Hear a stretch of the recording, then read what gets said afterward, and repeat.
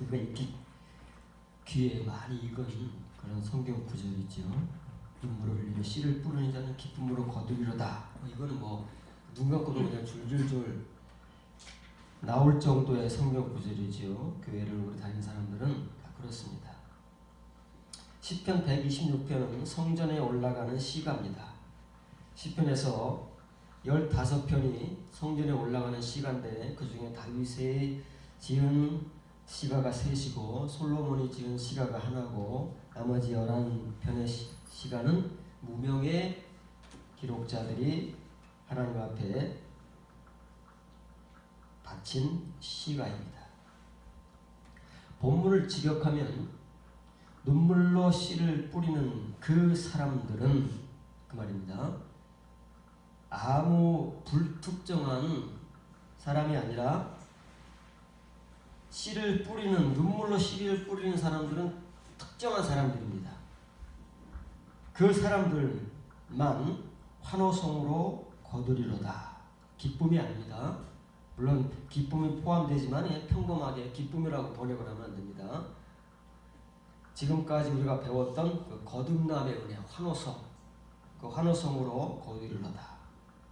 부득불 가서 통곡하며 그 씨 뿌림을 감당하는 자는 씨를 뿌려야 됩니다. 복수에서 단수로 바뀌었습니다. 눈물로 씨를 뿌리는 그 사람들이 있었죠. 그런데 그 사람들도 기쁨으로 환호성으로 곡식을 거두겠지만 또 그 가운데서는 정말 가기 싫은데 갈 형편도 안 되는데 자원해서 가고자 하는 마음도 없는데도 불구하고 어쩔 수 없이 가서 통곡하며 그 씨를 뿌리는 그 일을 감당해야만 하는 그 사람이 있습니다. 그 사람은 반드시 환호성으로 자기 곡식당들을 운반하는 자의 이르리로다. 그런 사람이 된다는 겁니다. 앞에 나온 문장보다 뒤에 나온 문장이 좀 강조되는 것이지요.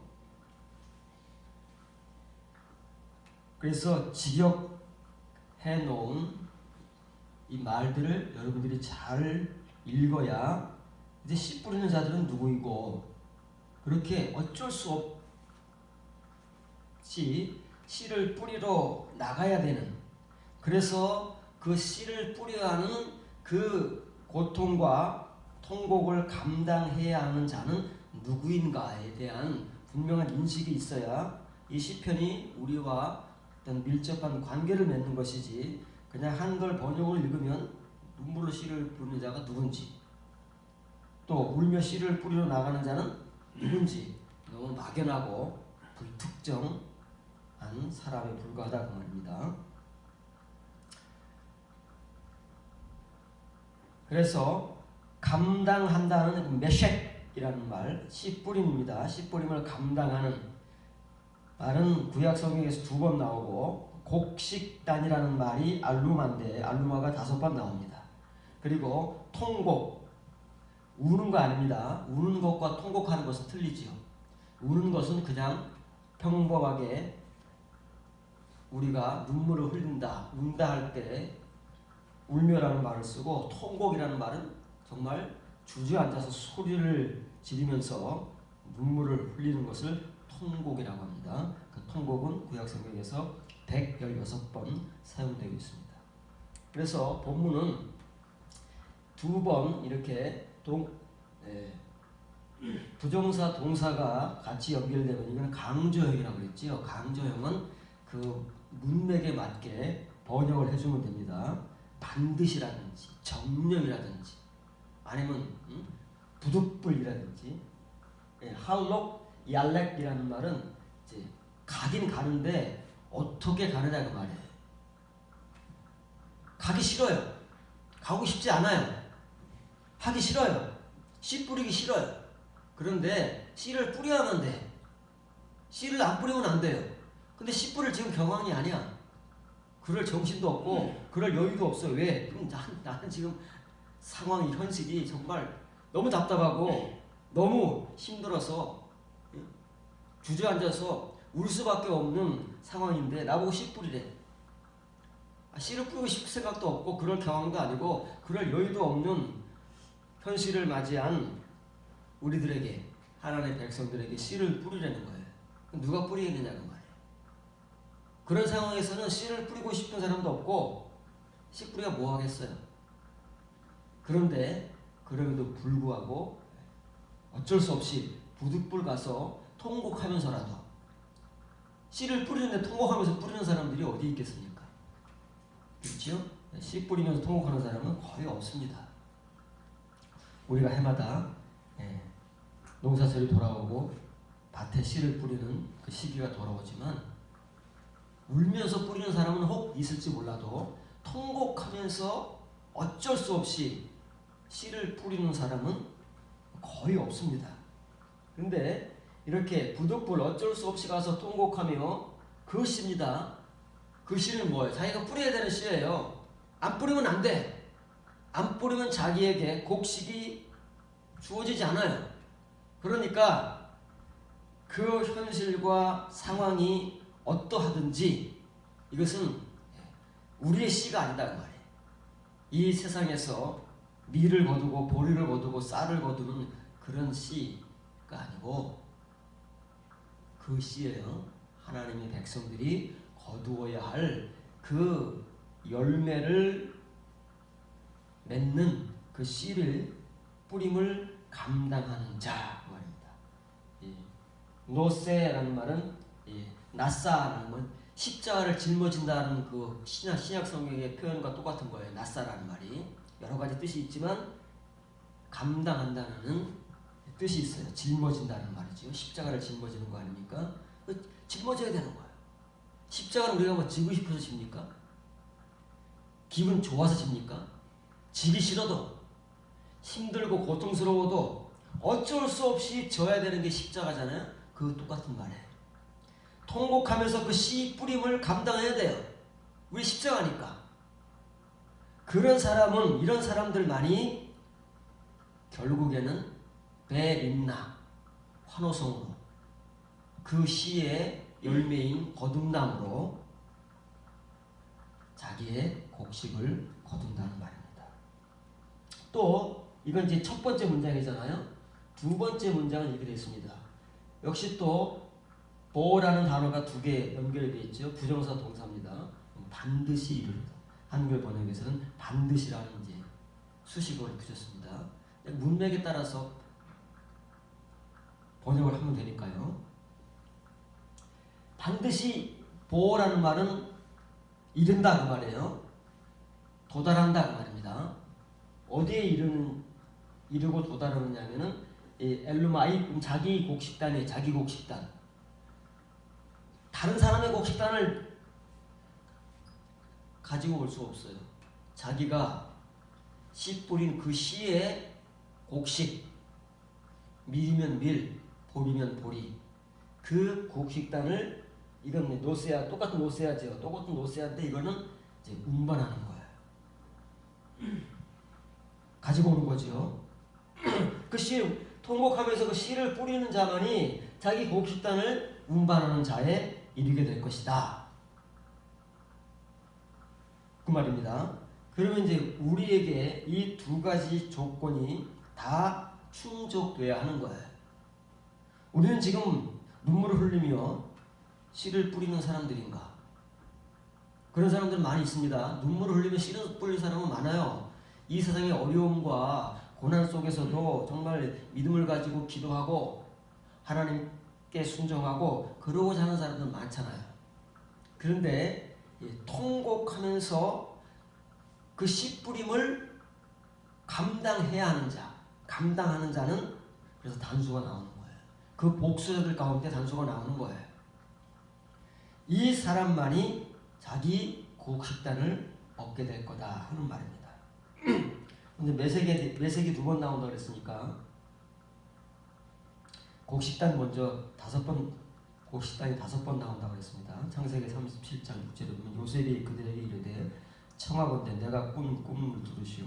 우리가 밭에서 곡식단을 묶더니 내 단은 일어서고 당신들의 단은 내 단을 둘러서서 절하다이다. 곡식을 거두면 이렇게 묶어놓잖아요. 한 묶음씩 운반하기 편하게. 지금이야 뭐 기계로 하니까 별로 어렵지 않지만 그때는 다 수동으로 했으니까 그 곡식을 걷어서 일정한 묶음으로 묶어놓는단 말이에요. 그걸 곡식 단이라 그러잖아요. 그게 알루마라는 말이에요. 이게 5번 사용되는데 여러분에게 이제 한번 소개를 해주는 거예요. 그 다음에 이제 매색이 2번 쓰였다고 했는데 소개합니다. 그러나 지혜는 어디서 얻으며 명철이 있는 곳은 어디인고 진주와 벽옥으로도 비길 수 없나니 지혜의 값은 산호보다 귀하구나. 파란 글자를 직역하면 붉은 산호들과 수정으로 비교할 수 없으니 뭐가요? 지혜지요. 지혜는 붉은 산호들과 수정으로도 비교할 수 없으며 지혜의 값이 아니라 지혜의 얻음은 진주들보다 귀하다. 지혜가 뭐라고요? 하나님의 이면의 말씀. 하나님의 집을 지혜로 짓는다고 그러잖아요. 하나님의 집을 지혜로 지으면 그 지혜의 집에는 지식의 강들이 여러 있다고 그러잖아요. 잠언서에 나온 거 아닙니까? 그래서 이제 이렇게 써 있습니다. 이 메색이라는 말은 얻는다는 거예요. 지혜의 얻음은 메색 코크마. 지혜의 얻음은 미프니님. 이게 페니님이라는 말이 진주들입니다. 복수형이에요. 미라는 전치사 보다 진주들보다 더 귀하다. 여러분들이 도대체 지혜를 얼마나 가지고 있습니까? 지혜를 가진 자는 부자라는 진짜 부자. 하나님 앞에 진짜 부자는 이 지혜를 가지고 지혜와 분별이 있는 자예요. 지혜로 집을 짓고 그 지식의 방을 여럿 가지고 있는 하나님의 성도가 진짜 부자지. 우리는 이 세상에서 1조, 10조, 100조 뭐 어마어마한 부자로 여기지만 그것은 우리가 죽어서 아무것도 가지고 갈 수가 없어요. 자식에게 물려준다고 하지만 그 뭐 10대를 가겠습니까? 100대를 가겠습니까? 진짜 이 부자는 영생을 가는 겁니다. 영생에 비하면 우리가 아무리 자식 대대로 물려준다 한들 그게 얼마나 되겠습니까? 점 하나밖에 더 되겠습니까? 영생에 비유하면. 영생의 진짜 부자, 정말 귀한 것을 얻는 자들, 이런 사람들이 통곡하면서도 씨를 뿌리는 그 일을 감당하는 그 사람이다 그 말이에요. 그 사람들만이 이렇게 지혜를 얻고 하나님 앞에서 진짜 부자가 되는 거예요. 이제 본문부터는 바카라는 통곡하다라는 단어를 통해서 우리가 배워야 될 그 내용들을 살펴보도록 하겠습니다. 잘 보셔야 됩니다. 호세아 본문을. 호세아 12장 3절부터 5절. 야곱은 모태에서 그의 형의 발뒤꿈치를 잡았고 또 힘으로는 하나님과 겨루되 천사와 겨루어 이기고 울며 그에게 간구하였으며 하나님은 베델에서 그를 만나셨고 거기에서 우리에게 말씀하셨네. 호세아입니다. 창세기. 야곱은 몇 년도예요? BC 1800년도. 1800년도 야곱이 살던 시대입니다. 호세아 시대는요, 이사야 시대하고 비슷하다고 그랬죠. BC 600년대. 그러면 1200여 년의 세월을 흘러 넘어온 거예요. 잘 보셔야 됩니다. 성경은, 하나님의 말씀은 1000년, 100년, 1000년, 10,000년이 흘러도 그 맥을 끊임없이 유지하고 연결해 오기 때문에 야곱이 살아가던 그 시대에나 호세아가 살아가던 그 시대에나 하나님의 역사와 말씀과 은혜는 변함이 없다는 거예요. 지금 우리가 살아가는 시대에 지금 뭐 대한민국 교회 생긴 지 200년도 안 됐잖아요. 200년도 안 됐습니다. 그러니 우리 한국에서 처음 신자가 태어났다고 하더라도 200년밖에 안 된 거예요. 그 200년의 세월 속에서 어떤 은혜를 우리가 지금 호세아와 같이 선포하고 그 은혜를 곱씹고 있을까요? 우리가 지금까지 곱씹고 있는 은혜라고 하는 것은 겨우 은혜밖에는 없잖아요. 모든 칭의, 은혜, 말씀, 구원, 믿음. 그런데 지금 이제 호세아가 하는 말을 잘 보시라고 말해요.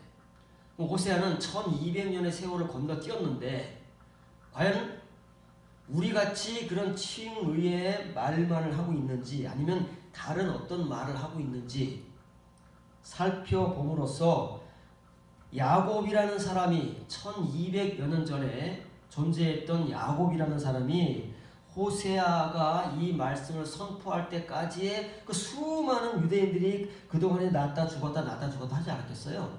얼마의 사람들이 났다 죽었다 했을까요? 모세 40년 광야 시대만 해도 60만 3,550명인데 그 40년 기간에 40년이 지나니까 또 60만이에요. 그럼 40년마다 60만 명이 생겨났다 그러면 1200년에는 도대체 인구가 얼마나 왔다 갔을까요?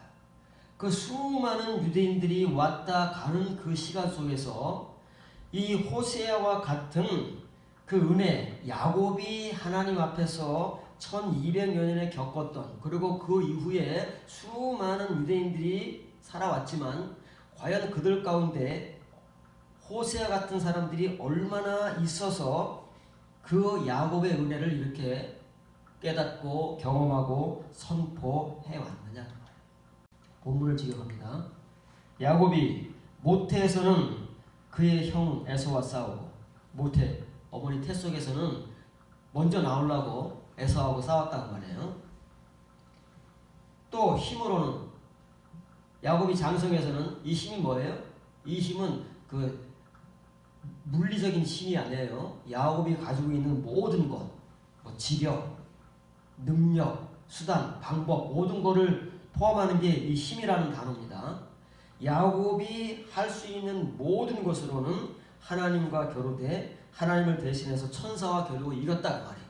천사도 이겨먹을 만큼 야곱은 얼마나 의지가 강하고 정말 인간적으로 강력한 존재인지 몰라요. 천사도 이겼어요. 그런데 천사를 싸워서 이겼는데 어떻게 했대요? 통곡하며 그에게 긍휼을 간청했대요. 이긴 사람이 그럴까요? 이긴 사람은 당당하게 요구하는 거잖아요. 그렇잖아요. 진 사람이 통곡하고 간청하는 것이지 이긴 사람이 뭐가 아쉬워서 딱 허리 찡쥐고 당당하게 요구하는 것이지 이긴 사람이 뭐 통곡하면서 긍휼을 간청할까요? 이게 앞뒤 말이 문맥이 안 맞잖아요. 근데 이게 성경이라고 말해요.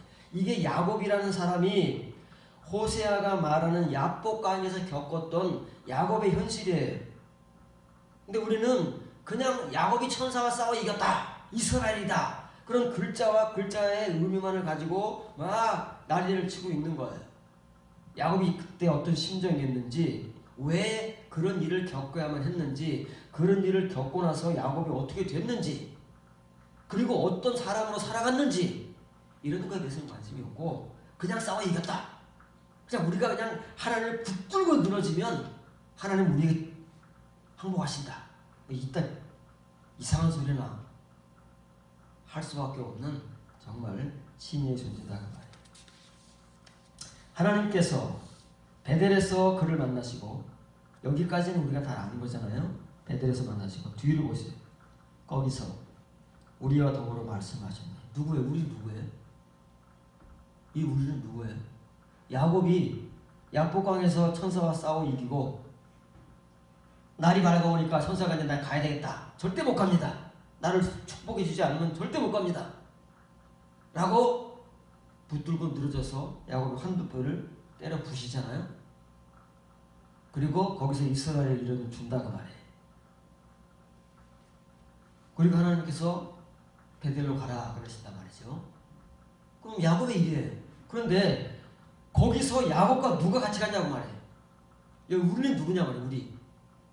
우리가 바로 처음에 여러분들에게 소개한 1200여 년의 세월을 흘러오면서 야곱 이후로 요셉이 그랬고 다윗이 그랬고 성경에 하나님의 성도들로 증거되고 있는 그 수많은 사람들 역시 이 야곱의 발자취를 따라갔다는 거예요.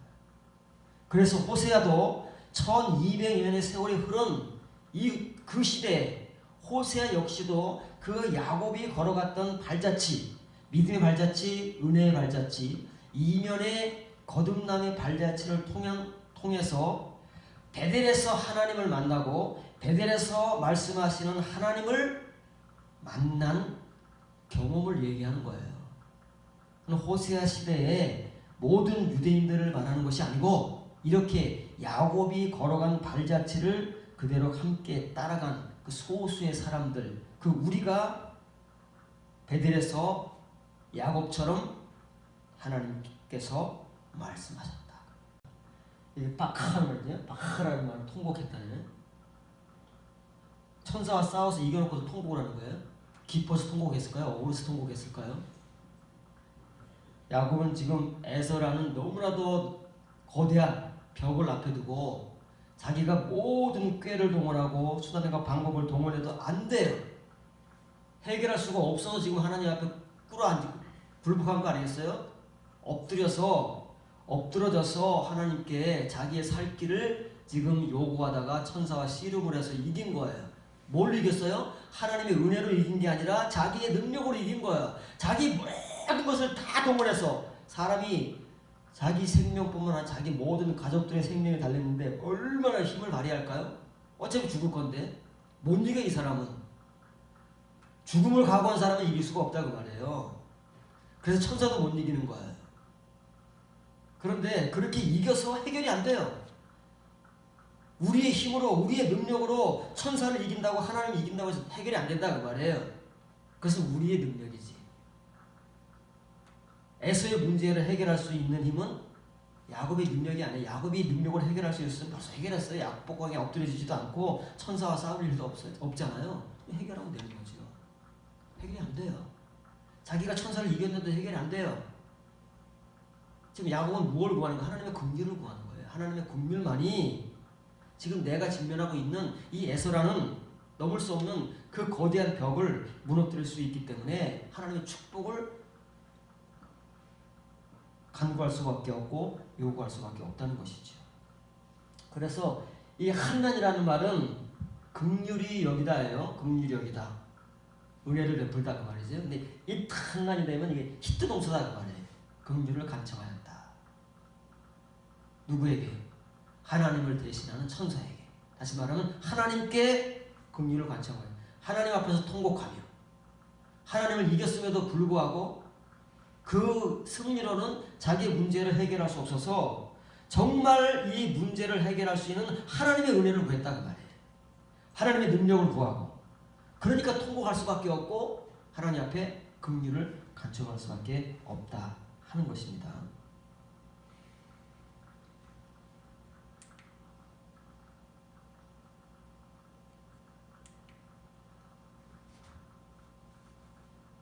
그랬더니 하나님께서 호세아를 통해서 하시는 말씀이에요. 이 베이엘이라는 건 베델이에요. 베델. 베델에서 이무자 에누는 그를 만나셨다는 거예요. 누굴요? 야곱을 만나셨어요. 야곱을 만나셨는데 얘 다발의 말씀을 하셨다는 말이에요. 왜? 이 베델은 하나님의 집, 이면의 성도, 거듭난 성도가 하나님과 함께 사는 곳이에요. 하나님의 나라예요. 이 땅에서 살아갈 하나님의 나라. 천국이 이미 너희 가운데 임하였느니라. 우리 가운데 천국이 임했는데 우리는 천국 속에 살지 않아요. 살지 못해요. 여전히 우리는 이 세상 속에서 살고 있을 뿐이죠. 왜냐고 하면 이렇게 야곱과 같이 1200여 년을 거쳐오면서 야곱이 베델에서 하나님의 말씀을 들었던 그 은혜를 들은 사람들과 같이 우리가 그렇게 신앙생활을 해오지 못하고 그냥 어디요? 칭의의 은혜만을 가지고 베델이라는 말만 알고 그 단어적인 뜻만을 가지고 지금까지 살아왔지 그 베델에서 하나님의 말씀을 듣지도 못했고 야곱뿐만 아니라 야곱 이후에 모든 야곱의 발자취를 따라가야 되는 아브라함의 발자취, 이삭의 발자취, 야곱의 발자취도 똑같은 거예요. 그 발자취를 따라가야 하는 하나님 백성들 수많은 수백만 수천만의 그 유대인들 가운데 이 베델에서 야곱과 같이 하나님과 더불어 말씀을 나눈 하나님의 말씀을 들려주신 그 성도들은 호세아를 비롯해서 소수인 거예요. 그 수천만의 영 중에서. 우리와 더불어 말씀하신 거예요. 야곱뿐만이 아니고 야곱만 만나주신 것이 아니라, 그래서 야곱에게만 말씀하신 것이 아니라 이 야곱의 발자취를 따라가는 우리라는 어떤 성도들, 그 성도들과 함께 또 말씀을 하신다는 거예요. 이 말씀을 좀 더 확장시켜 줍니다. 여러분에게. 창세기 본문으로 돌아가는 거예요. 창세기 본문으로 돌아가면 다시 호세아 시대에서 1200년 전으로 돌아가면 하나님께서 직접 야곱과 말씀하신 그 장면이 등장한다고 말해요. 이게 더 생생하죠? 생생하잖아요. 호세아가 1200여 년 전에 이렇게 얘기를 하면 호세아가 물론 은혜를 받은 말씀으로 전하지만 현장은 생생하지 않다고 말해요. 그러나 직접 겪고 직접 그 시간을 가진 당사자에게 있어서는 얼마나 그 생동감이 넘치겠어요. 자, 하나님이 야곱에게 이르시되 일어나 베들로 올라가서 거기에 거주하며 내가 내 형 에서의 낯을 피하여 도망하던 때에 내게 나타났던 하나님께 거기서 제단을 쌓으라 하신지라. 야곱이 자기 집과 사람과 자기와 함께한 모든 자에게 이르되 너희 중에 있는 그 이방 신들을 버리고 자신을 정결하게 하고 너희들의 의복을 바꾸어 입으라. 이렇게 말씀했어요. 호세아는 그 야복강에서 천사를 이긴 것으로 32장은 끝이잖아요. 그러면 베델에서 하나님이 그를 만나셨다는 내용은 창세기 35장에 가야 되는 거예요. 그럼 호세아는 뚝뚝 건너 뛰어온 거다 그 말이에요. 그 내용들을 다 장황하게 말할 수가 없어서 중요한 것만 뚝뚝 끊어가지고 이렇게 복음을 선포하는 것이고, 그 복음을 우리가 자세히 이해하기 위해서는 그때 현장으로 돌아가서 왜 하나님께서 베델에서 야곱을 만나셨다고 호세아가 지금 선포하고 있는지, 그 배경은 어떠하고 그 정확한 이유와 내용은 무엇인가를 우리가 살펴봐야 된다는 말이에요. 자, 하나님께서 야곱에게 말씀하십니다. 야복강에서 천사와 씨름하고 하나님의 은혜를 통해서 이제 에서의 문제를 해결했잖아요. 그래서 계속해서 이제 고향으로 원래 자기가 떠나왔던 그 아버지 이삭의 집으로 돌아가는 거예요. 돌아가는 과정이 있어요. 그런데 어디쯤인가에서 하나님께서 야곱에게 너 베들로 다시 올라가라. 그리고 거기서 살면서 제단 쌓아라. 이렇게 말씀하신 거예요. 그랬더니 야곱이 그 말씀을 듣고 당장 자기와 자기 집의 모든 사람들을 모아놓고 정결 예식을 치렀어요. 그리고 야곱의 자식들과 아내들과 종들이 가지고 있던 모든 신들, 이방신이라고 그랬지만은 신상이 아니에요. 신들이에요. 레아가 무슨 신을 갖고 있었죠? 가정신을 갖고 있었잖아요. 신이에요, 신. 자기들이 각자가 믿어요. 야곱의 식구들임에도 불구하고 각자가 믿는 신들이 있다는 말이에요. 단수가 아니잖아요. 신들이 있어요. 아니 얼마나 이상합니까? 한 집에도 한 교회에도 다양한 신들을 믿는 사람들이 있다는 말이에요. 하나님을 믿는다고 하지만 똑같은 엘로힘이에요. 똑같은 엘로힘인데 이름만 하나님이지 각자 우상들을 섬기고 있다는 말이에요. 이게 얼마나 많은지 몰라요. 신약 성경에 가면 우상 숭배하는 사람들 얼마나 많습니까? 교회 안에. 우상 숭배가 무슨 신상을 만들어 놓고 거기 절하는 게 아니에요. 우리가 살아가면서 하나님이 아닌 다른 것들을 더 추구하고 다른 것들을 더 우선순위에 두고 살아가는 것이 전부 우상 숭배다 그 말이에요. 그게 우리가 다른 신을 섬기는 거예요. 그리고 옷을 바꿔 입고. 자, 그러면 왜 하나님께서 야곱에게 나타나셔가지고 이겁니다. 자, 지금 야곱은 야복강에서 천사와 씨름을 하고 하나님을 만나서 은혜를 받았어요. 그래서 에서를 만나니까 에서 마음이 다 풀어졌어요. 야곱은 과거 자기가 형을 속여먹고 장자권을 뺏어가지고 도망간 때문에 무서워가지고 깨를 써내고 막 수단 방법을 동원해가지고 해도 그게 안 될 것 같아서 야복강에서 엎드려졌는데 하나님의 은혜로 에서의 마음이 눈 녹듯이 다 녹아졌고, 그리고는 마치 아무 일 없었을 때에 자기 동생 야곱을 만나는 것처럼 만났잖아요. 같이 가자는 걸 야곱이 거절하고 잘 에서가 화나지 않게 설명을 잘 해가지고 서로가 나로 헤어졌다 그 말이에요.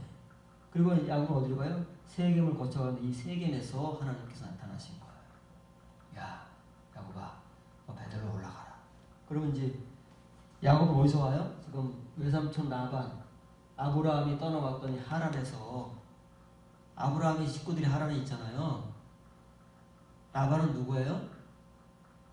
야곱의 어머니 리브가의 오빠잖아요. 그러니까 하란으로 갔단 말이야. 하란에서 돌아오는 거예요. 이렇게 마하나임을 거쳐서 양복을 거쳐가지고 숫곳을 거쳐 세겜으로 거치면, 그러면 이제 여기서 만약에 숫곳에서 나타났든지 세겜에서 나타났으면 올라가라 알라란 말이야. 알라 올라가는 거야. 올라가면 이쪽으로 가는 게 올라가는 거죠. 이건 내려가는 거고. 그렇잖아요. 한번 설명해 줬지만 다시 여러분들 쳐다봐야 돼요. 쳐다보고 이 말씀을 이해를 해야 된다 그 말이에요.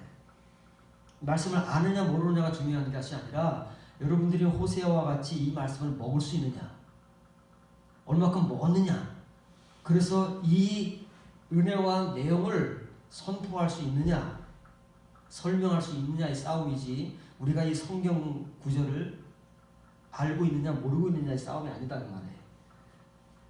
배들이 어디 있어요? 한참 밑에 있어요. 배들이 한참 밑에 있으면 내려가는 거죠.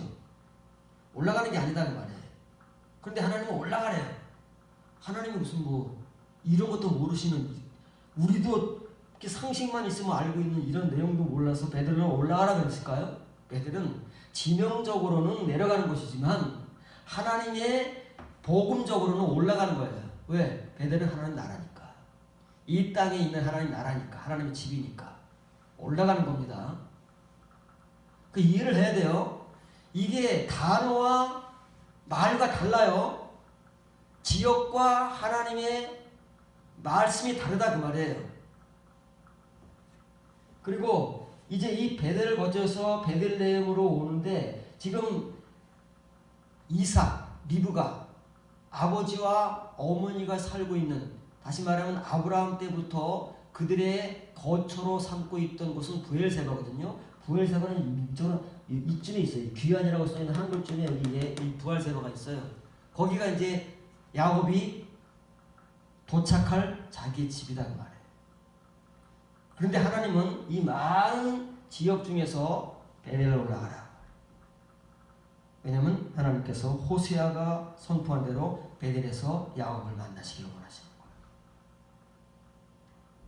잘 보셔야 됩니다. 지금 여러분들이 발자취다 그 말이에요. 이건 야곱 발자취가 아니랬잖아요. 누군가 우리가 되어서 그 베델에서 하나님과 더불어 말씀을 나눈, 말씀을 듣고 말씀을 전한 그런 성도들만이 들을 수 있고 받을 수 있는, 선포할 수 있는 복음이고 은혜고 말씀이고 믿음인 거예요. 지금 여러분이 직면에 있는 현실이다 그 말이에요. 지금은 야곱으로부터 호세아까지 1200년, 호세아부터 우리까지 2600년, 3800여 년의 세월이 흘렀어요. 그렇죠? 이미 호세아보다 3배의 세월이 흐른 거예요. 그래도 이 말씀은 변함이 없어요. 우리 중에 누군가는 이 호세아가 전했던 복음을 내 것으로 소화시키고 내 것으로 씹어먹고 내 것으로 되새김질하고 내 것으로 그 말씀을 붙들어서 이렇게 선포하고 전할 수 있는 사람이 나와야 되는 거예요. 그러면 그 사람 역시 우리 가운데 포함되는 사람이고, 여러분들이 이제는 그 우리가 되기 위해서 이 길을 따라가야 되는 거예요. 왜 하나님께서는 야곱에게 실컷 야복강에서 천사와 싸워 이겨 그걸로 부족해서 통곡하면서 긍휼을 간청했더니 하나님께서 야곱을 축복하셔서 에서의 문제가 다 해결돼? 그러면 끝난 거 아닙니까? 야곱이 더 뭘 바라겠어요? 우리가 그렇게도 해결을 되지 않는 문제를 끌어안고 막 작정 기도를 하고 금식 기도를 하고 해서 하나님께서 그 문제를 해결해 주셨어요. 뭐가 더 필요합니까? 우리가 그런 경험들이 한두 번씩 다 있잖아요. 뭐가 더 필요합니까? 할렐루야 아멘이지요. 야곱 역시도 그 시간 이후에 우리와 같은 그런 시간을 보냈다 그 말이에요. 그런데 하나님 편에서는 그게 아니에요. 우리 편에서는 그것이 할렐루야 아멘이고 더 이상 요구할 것도 필요할 것도 없지만 하나님은 야곱에게 진짜 필요한 베델에서의 은혜를 주시기 위해서 하나님은 베델에서 야곱을 만나시기를 원하시는 거예요. 야복강은 누가 만난 거예요? 야곱이 필요해서 하나님을 찾은 곳이고 베델은 하나님이 야곱을 필요해서 만나고자 하시는 장소다 그 말이에요. 야복강은 우리가 우리의 문제를 해결하기 위해서 금식하고 철회하고 작정 기도하는 그런 우리의 힘, 우리의 의지, 우리의 믿음, 우리의 열심으로 하나님의 은혜를 갈구하고 그래서 응답받은 장소이고 베델은 하나님께서 우리를 하나님의 사랑으로 만나고자 하시는 장소다 그 말이에요. 거기서 뭐 하시려고요? 비로소 거기서 다발의 말씀을 주시고 받게 하시기 위해서 하나님 나라의 성도로 살아가게 하기 위해서. 그래서 그 뭐라고 해요? 베델에서 빨리 제단만 사고 가라 그러신 게 아니라 베델에 거하라 그 말이잖아요. 베델에 거하면서 제단을 쌓고 제사를 드리고 하나님과 더불어 살면서 말씀을 듣고 말씀을 가지고 그리고 자기 집으로 가는 거예요. 이게 야곱이에요. 그래서 어때요? 그때부터 야곱은 비록 이 허벅지 관절이 다 박살나서 절름발이로 남은 인생을 살아갈 수밖에 없었지만 바로를 만난 야곱의 고백이 뭐예요? 자기 나그네 인생 140년이라고 했어요. 베델에서 하나님을 만나서 그 하나님의 말씀을 듣고 그때부터 살아가는 야곱의 인생은 나그네 인생이다. 그 전까지 야곱의 인생은 뭐였어요? 자기 능력과 수단으로 자기 힘으로 모든 것을 이루고자 했던 우리가 똑같은 칭의의 존재였는데 베델에서 하나님을 만나고 하나님께서 만나주신 그 베델의 야곱은 호세아가 말하는 것처럼 우리라는 그 성도들의 모델이 되고 하나님의 그 다발의 말씀을 듣게 해준 우리의 믿음의 조상이 되었다. 야곱으로 끝나는 게 아니에요. 그거는 그 야곱 때문에 우리라는 사람이 얼마나 생겨났는지 모르겠지만 호세아 시대에 이르기까지 우리라는 성도들이 존재했다고 말해. 야곱을 따라서. 여러분들은 어떻습니까? 우리는 어땠습니까? 우리는 지금까지 교회 생활을 오래 한 사람은 40년, 50년 했는데 과연 이런 복음을 얼마큼 이해했으며 이런 은혜를 우리가 받고 지금까지 살아왔느냐. 그래서 우리는 우리가 되는다. 그럼 그 우리로서 호세와 같이 하나님께서 야복강과 베델의 은혜가 무슨 내용을 담고 있고 하나님께서는 왜 이 야곱을 굳이 다시 베델로 올라가는 것도 아닌데 굳이 올라가라고 말씀하셔서 그곳에서 만나시고 거기에 살게 하시고 거기에 제사를 쌓게 하시고 그래서 야곱을 바꾸시는가? 우리가 그렇게 살아왔느냐고요? 그런 은혜를 가지고 같이 경험하고 우리가 됐느냐고요? 아니거든요. 우리는.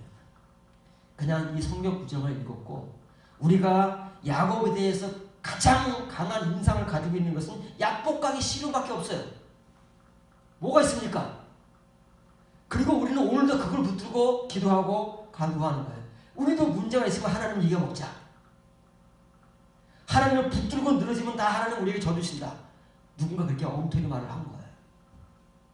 사람의 말, 기만의 말을 해서 정말 단순한 사람들이 그 말에 아멘하고 지금까지 그렇게 해온 것 같이 야곱과 같이. 그러니까 야복강밖에 몰라요. 우리는 베델에서 하나님을 만난 야곱, 하나님께서 베델에서 만나주신 그 야곱, 그 야곱을 통해서 생겨난 우리가 누구인지 왜인지 무슨 내용인지를 전혀 모르는 채 우리는 지금까지 40년 50년의 신앙생활을 해온 거예요. 앞으로 또 얼마나 해갈지 모르는 거예요.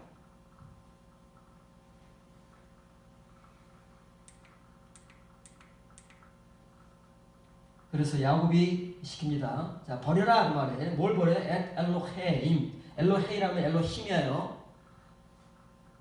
엘의 복수형이지요. 구약 성경에서 하나님이라고 표현되는 엘로힘이에요. 엘로힘. 이게 지금 연계형이기 때문에 엘로헤이라고 된 거예요.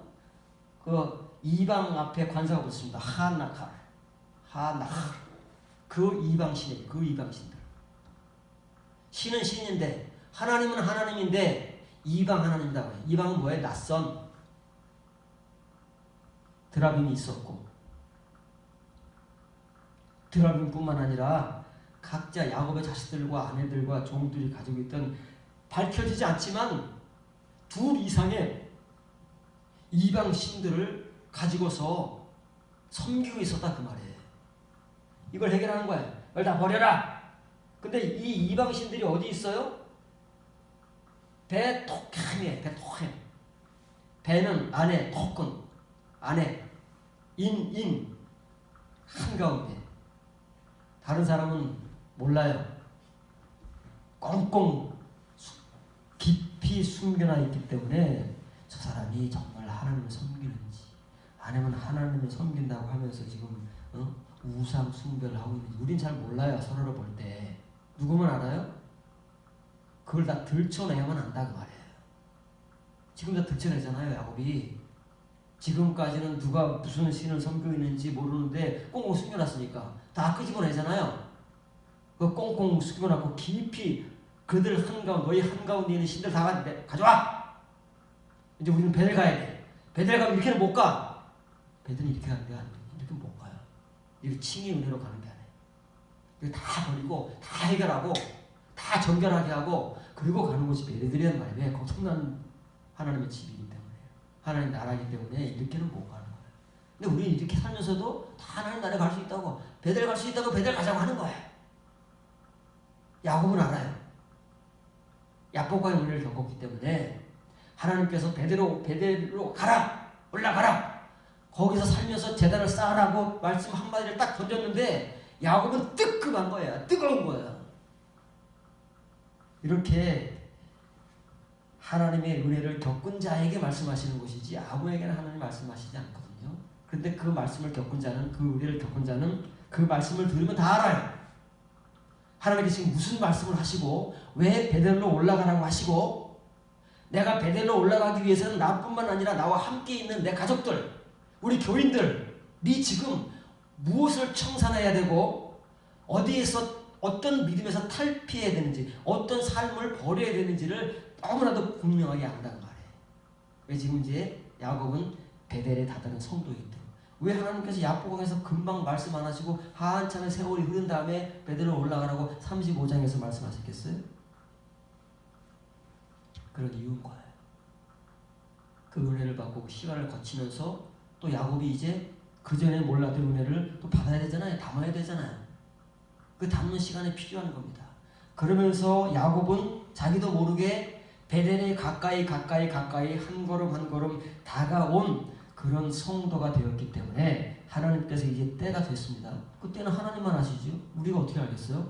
피 차이 때를 어떻게 압니까? 우리가 멀뚱멀뚱 서로만 쳐다볼 뿐이지 우리가 알고 있는 것은 교회 나온 연수만 알고 직분만 알지 우리가 상대방에 대해서 뭘 어떻게 제대로 알겠어요? 베토켐 그 한가운데 꽁꽁 숨겨놓은 것을 우리가 어떻게 알겠느냐고요. 예. 이스라엘은 이러면 여기서 받는 거예요. 의미상으로는 야복강에서 선사와 싸워 이겼다고 하잖아요. 그 의미가 이스라엘이거든요. 근데 이스라엘이라는 공식 명칭은 베델에서 받는 거예요. 베델에서. 베델의 성도가 진짜 이긴 것이지 뭘 이겨요? 하나님의 긍휼과 은혜로 이긴 것이지 자기 힘으로 이기는 게 아니다. 그건 이기는 게 아니에요. 하나님이 그냥 어쩔 수 없이 져주시는 것이지 진짜 이기는 게 아니다는 말이에요. 창세기 30장에 보면 야곱이 하란에 있을 때 하나님께서 꿈에 나타나셔가지고 나는 베델의 하나님이라 하란에 있는 베델의 하나님이래. 내가 태어난 출생지 네 아버지 어머니 이삭과 리브가가 있는 네 집으로 돌아가라 라고 말씀하셔서 야곱이 그날 짐 싸가지고 나오는 거예요. 근데 야곱은 베델의 하나님이라는 말씀을 잊어버렸을 거예요. 집으로 돌아가는 말을 기억이 열심히 지금 돌아가고 있는 거예요. 그런데 하나님은 이 베델이라는 말을 얼마나 끝까지 갈고 가시는지, 이 베델이 하나님이 말씀하시는 핵심이기 때문에 하나님은 야곱이 잊어버렸든 신경을 쓰든 안 쓰든 상관없어요. 우리가 알든 모르든 우리가 베델로 가든 안 가든 상관없어요. 하나님은 베델의 하나님이에요. 하나님의 집이 하나님이고 거듭난 성도의 하나님이고 야곱의 하나님이고 그 베델에서 함께 말씀을 나누는 하나님의 성도들의 하나님이다 그 말이에요. 하나님 다른 곳의 하나님이 아니에요. 야복강의 하나님이 아니고 숫곳의 하나님도 아니고 하란의 하나님도 아니고 세겜의 하나님도 아니고 오직 베델의 하나님이에요. 왜? 베델에서 야곱이 비로소 이스라엘이 되기 때문에 그렇습니다.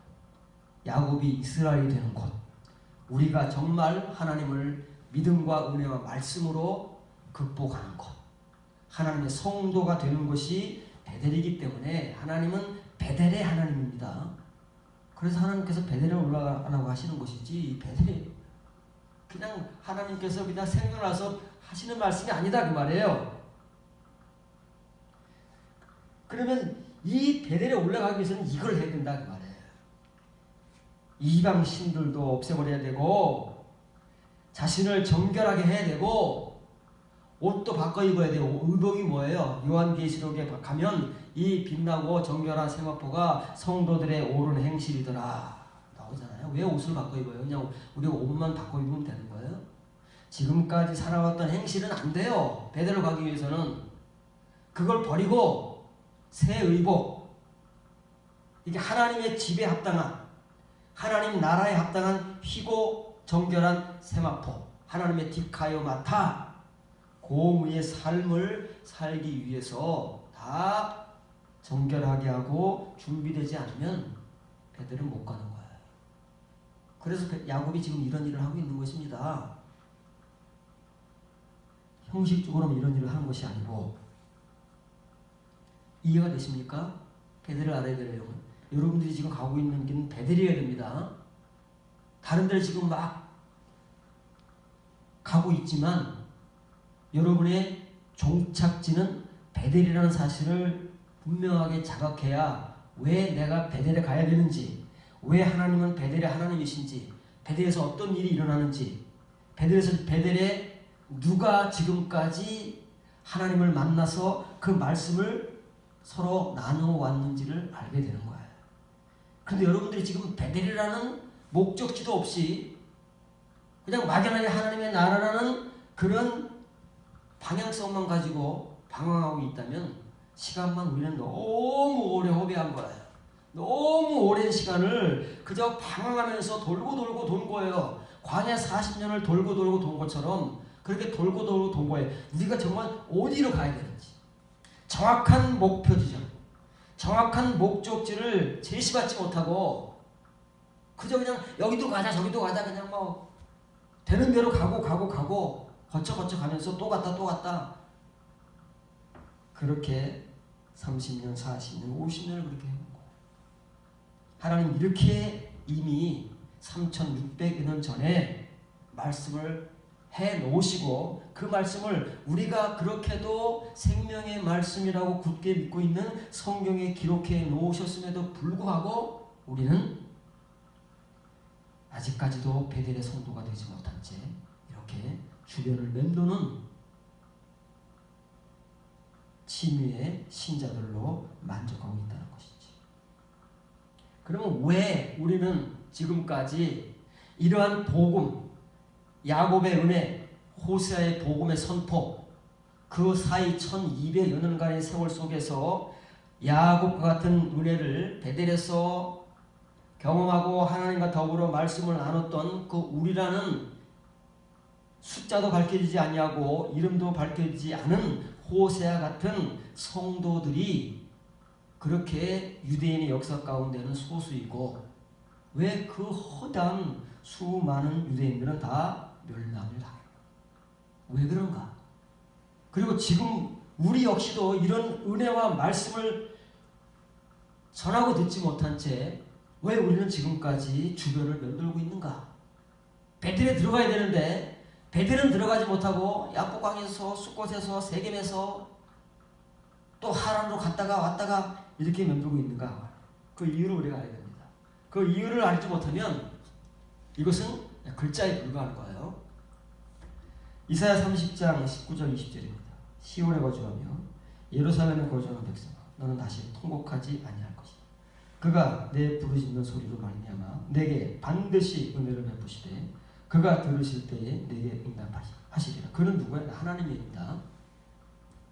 주께서 너희에게 환난의 떡과 고생의 물을 주시나 내 스승은 다시 숨기지 아니하시리니 내 눈이 내 스승을 볼 것이다.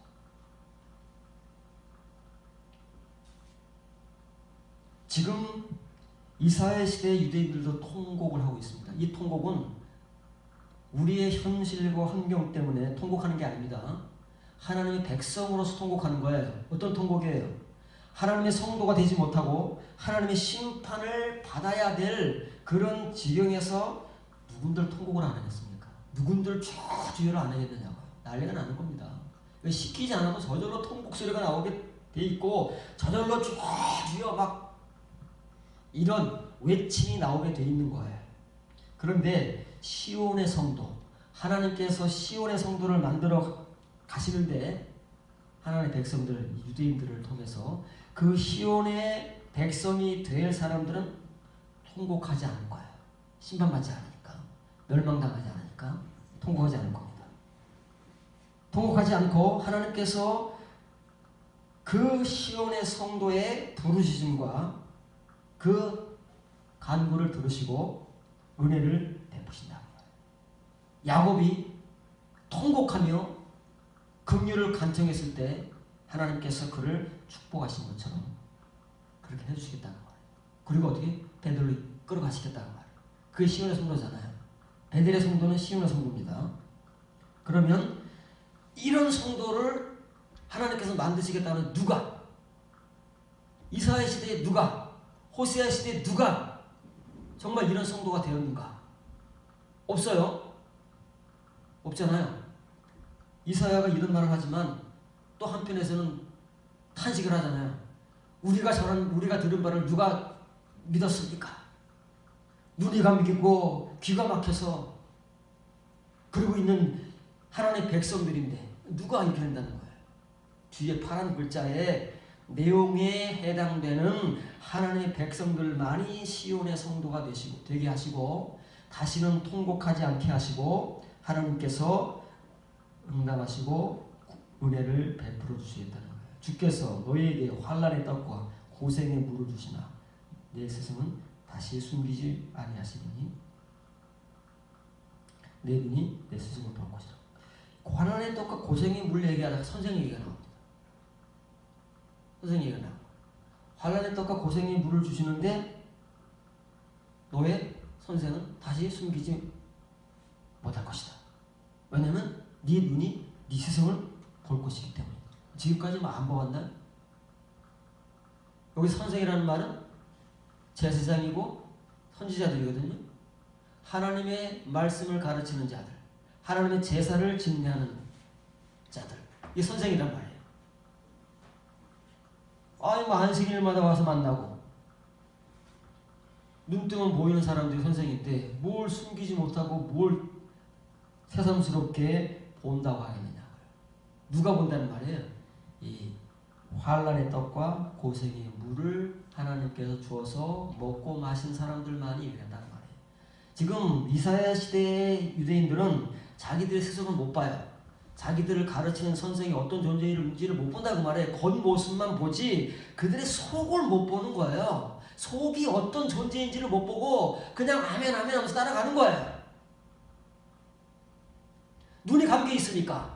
그러니까 선생들의 입장에서는 너무 좋은 거예요. 속이 먹기가 너무 좋아. 너무 잘 속아먹고 너무 우리를 잘 따라와. 신났어요.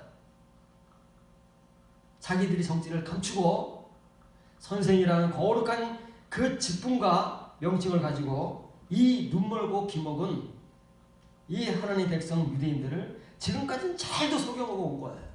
그런데 그 중에 시온의 백성 이 나오는데 무엇을 통해서 나오느냐면 환난의 떡과 고난의 물을 통해서 나오는 거예요. 하나님께 주시는 환난의 떡, 고난의 물, 연단의 말씀이지요.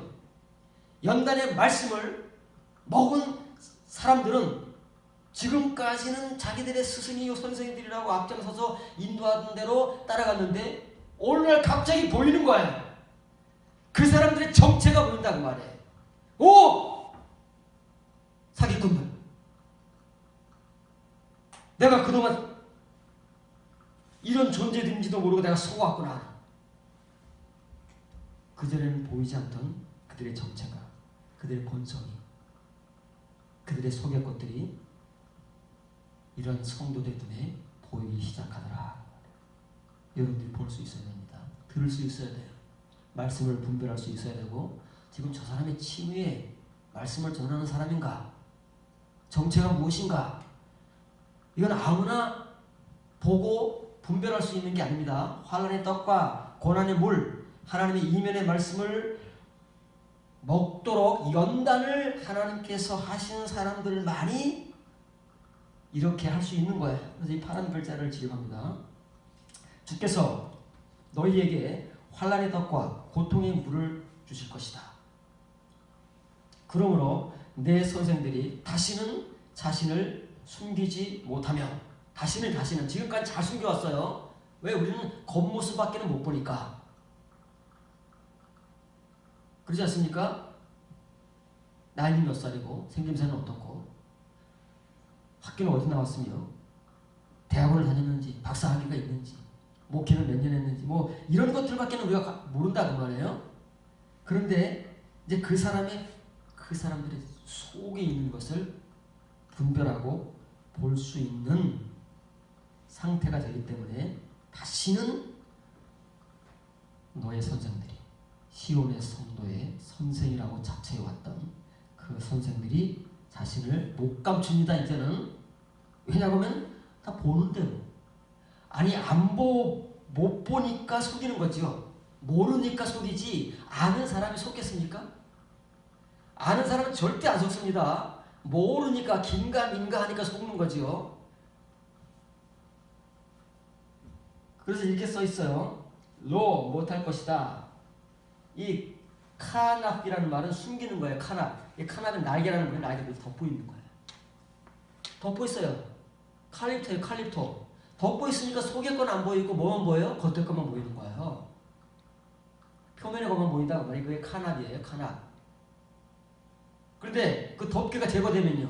속이 그 보이는 그게 아포칼립토라잖아요. 속이 그 보이는 이 선생들이 지금까지 숨겨왔던 속의 걸 보이기 때문에 이제는 숨기지 못해. 오드라는 말은 다시는 지금까지 숨겨왔던 것처럼 앞으로는 절대 못 숨깁니다. 못 속입니다. 뭘요? 모래 너의 모래들이 이사야 시대, 호세아 시대, 예레미야 시대에 이 거짓 선지자들이 얼마나 많았느냐고요. 이사야, 호세아, 미가, 예레미야, 스바냐, 학개 이런 소수의 열 손가락도 안 되잖아요. 이 수백 년의 세월 동안 참 선지자라고 하는 하나님의 선지자들은 열 손가락도 안 되고 거짓 선지자들은 수백 수천이 된단 말이에요. 그 사람은 다 유대인들의 선생이요 종교 지도자라고 지금 오늘날과 같이 하고 있는 거예요. 그게 모래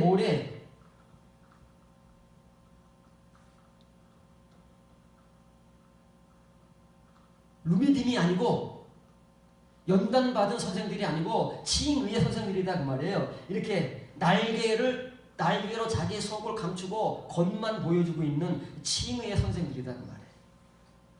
이런 선생들이 유대인들을 야곱 이후로 선생이라는 그 명칭과 직분이 어디서부터 생겨났어요? 가나안 땅에서부터 생겨났잖아요. 그렇잖아요. 그 세월을 거쳐오면서 얼마나 많은 유대인들의 눈을 가리고 귀를 막아서 이렇게 하나님의 참된 야곱의 은혜 베델에서 만나고자 그렇게도 원하시는 그 베델의 하나님, 베델에서 야곱에게 이스라엘이라는 이름을 정식으로 허락하시는 그 하나님의 은혜를 자기들은 몰라요. 모르니까 가르치지도 못하고 전하지도 못하고 자기들이 아는 것들만 맨 유전과 전통과 관습 그리고 자기들의 말로만 뒤범벅 시켜가지고 일단 다 눈을 가리고 귀를 막아왔다. 오늘날도 마찬가지예요. 우리 목사라는 사람들이 알면 뭘 얼마나 알겠습니까? 우리가 배운 것밖에 더 알겠습니까? 남들이 책에 써놓은 거 그거 참고해서 더 알겠습니까? 그거 가지고 열심히 설교를 준비하고 설교를 잘했다는 소리를 듣고 인정을 받으면서 하고 있는 사람들이 우리라는 사람들인데 그게 카나피다. 카나. 우리를 숨기고 정작 본성과 우리의 정체는 숨기고 우리의 겉만 보여주고 있는 거다.